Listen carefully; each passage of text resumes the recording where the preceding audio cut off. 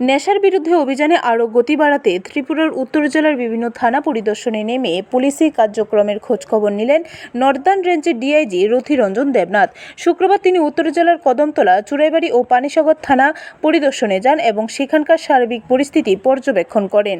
এই পরিদর্শনের সময় তার সঙ্গী ছিলেন উত্তর জেলা পুলিশ সুপার অবিনাশ রায়, মহকুমা পুলিশ আধিকারিক সহ জেলা পুলিশের ঊর্ধ্বতন কর্মকর্তারা।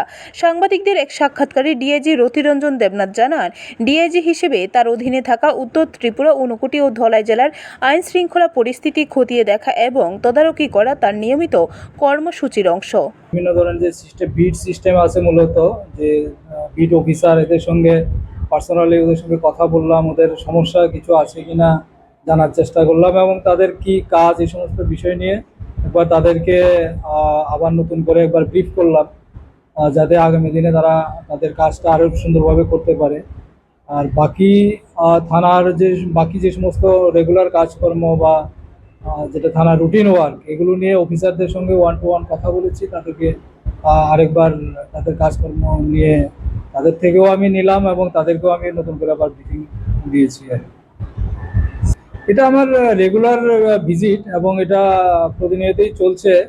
এটা এই ডিস্ট্রিক্টে আজকে এখানে এসেছি। ব্যুরো রিপোর্ট, খবর ত্রিপুরা।